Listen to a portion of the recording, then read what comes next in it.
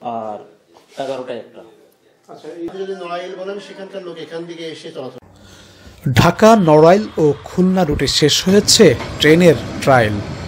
আগামী 2 ডিসেম্বর ঢাকা, ভাঙ্গা, যশোর ও খুলনা রুটে বাণিজ্যিক ট্রেন চলাচল শুরু হওয়ার কথা। ঢাকা থেকে রেলপথে খুলনার দূরত্ব কমবে।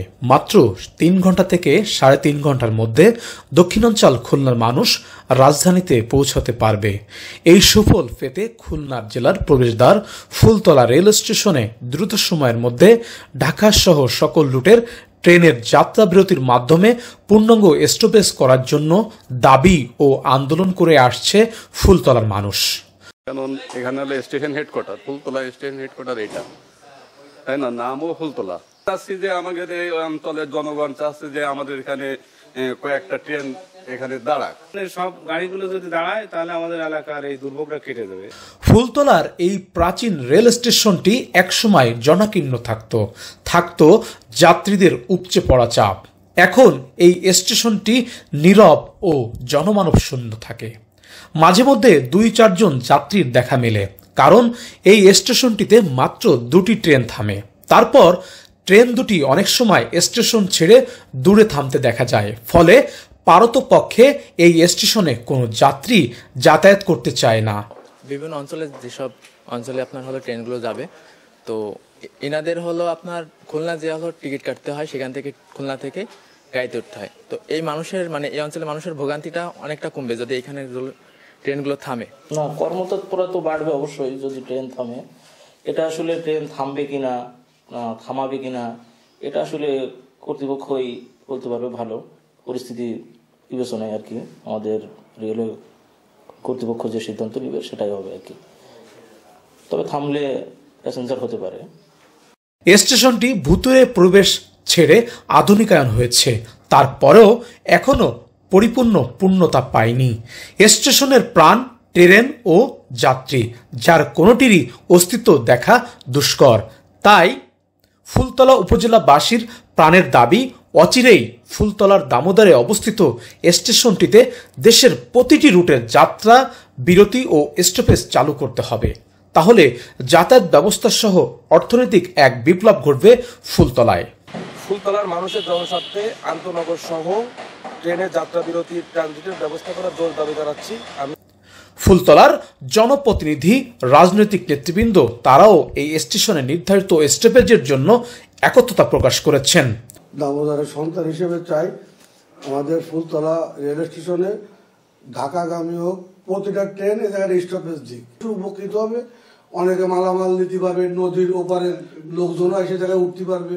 অভয়নগরের এই জায়গায় আমাদের এই দাবির সাথে আমি একত্র ঘোষণা করছি। আমি চাই সবাই মিলে একত্রবদ্ধভাবে যাতে আমাদের এই জিনিসটা চালু হয়। ফুলতলা যে মানে শিল্পনগরী, যেখানে যে ধরনের ব্যবসা গড়ে উঠছে, যে ধরনের শিক্ষা ব্যবস্থা আছে, এখানকার মানুষের চলাফেরার জন্য অবশ্যই এখানে স্টপেজ দরকার। দেখেন, এইখানে আপনি যদি নড়াইল বলেন সেখানকার লোক এখান থেকে এসে চলাচল করে। আপনি যদি বলেন ডুমুরিয়া, যদি বলেন অভয়নগর, যদি বলেন মনিরামপুর, এই সবখানের লোক কিন্তু ফুলতলাতে এসেই ট্রেনে উঠবে। সুতরাং এটা শুধুমাত্র ফুলতলাবাসীর দাবি না, এটা ডুমুরিয়াবাসীর দাবি এইটাই হবে, নড়াইলের লোকের দাবি এইটা হবে। বিশেষ করে কালিয়া লোকের, অভয়নগরের বড় একটা লোক আমাদের, বিশেষ করে সিদ্ধিপাশা, সুবড়ালা, এদিকে পায়রা ইউনিয়ন, এর সব কিন্তু এই ফুলতলায় এসে গাড়ি চলাফেরা করে। ঢাকা যাবে একটা ট্রেন, ফুলতলা টোটাল এলাকাবাসীর দাবি যেন এটা আমাদের ফুলতলায় যে স্টেশন এখানে থামবে, দামোদরে এটা থামলে এখানে আমরা কিন্তু ঢাকায় 3 থেকে 3.5 ঘন্টার মধ্যে যেতে পারবো। তাহলে মানুষের ব্যাপক সুবিধা হবে, পাশাপাশি হচ্ছে এখানে অনেকের কর্মসংস্থানের সুযোগ হবে। এসব কারণের জন্য আমাদের প্রাণের দাবি যেন এখানে আমাদের স্টপেজ হয়। আর যে বিষয়গুলো চলাচলের। অন্যদিকে ফুলতলায় স্টেশনটির পূর্ণাঙ্গ রূপে চালু হলে ব্যবসায়ীদের ও কৃষকদের ভাগ্যর চাকা খুলে যাবে বলে মনে করেন আয়ান জুট মিলের পরিচালক জহিরুদ্দিন রাজীব। আপনার ঢাকায় যেহেতু যাবে, সেহেতু মনে করেন আপনার কমলাপুর স্টেশনও কিন্তু দ্রুততম সময়ে সহজভাবেই এই মালগুলো পৌঁছাতে পারবে। যার ফলে কি হবে, আপনার কৃষক এবং যারা শিল্প কুটির শিল্প আছে আমাদের, যেমন গামছা, পাপড়, তারপরে এখানে মনে করেন আমাদের এখানে বৃহৎ নার্সারি আছে যেটা বাংলাদেশের মধ্যে শিল্প প্রতিষ্ঠান রয়েছে, তারাও তাদের মালগুলো অল্প খরচে এবং স্বল্পতম সময়ে আমরা পৌঁছাতে পারবো। এই যে মানুষের যে দাবি, এই দাবিটা আমি মাথায় রেখে বলবো স্থানীয় যে সকল নেতৃবৃন্দ রয়েছে, রাজনৈতিক দলগুলো রয়েছে, তারা এই বিষয়গুলো অবশ্যই আমলে আনবে এবং সাধারণ মানুষের সঙ্গে আমি একত্রতা প্রকাশ করলাম এবং তাদের যে সংগ্রাম, তাদের যে চা পাওয়া, তাদের যে মনে করেন মানববন্ধন, এগুলোর সাথেও আমি নিজেকে সামিল রাখবো এবং তাদের সাথে দরকার হলে আমিও রাস্তায় নামবো আমাদের এই দাবি পূরণ করার জন্য। ফুলতলা এই যে স্টেশনটি রয়েছে এটি কিন্তু অনেক ঐতিহ্যবাহী স্টেশন এবং অনেক কালের সাক্ষী বহন করে এই স্টেশনটি। তবে এই স্টেশনটি সবকিছুই পেয়েছে, তবে পায়নি পূর্ণতা।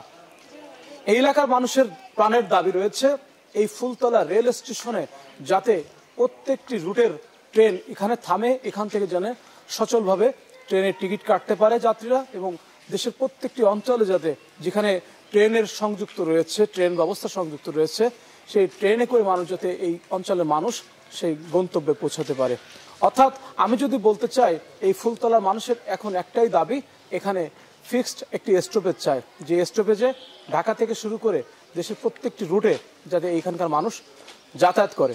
আর যার ফলশ্রুতিতে এই স্টেশনটি নীরব নিভৃতি থাকবে না, থাকবে কর্মচঞ্চলতা এবং এখানে যাত্রীদের সুবিধা সবকিছু মিলে একাকার হয়ে যাবে এই অঞ্চলের মানুষের প্রাণের ইচ্ছা। আবু হামজা বাঁধন, CINTV 24, খুলনা।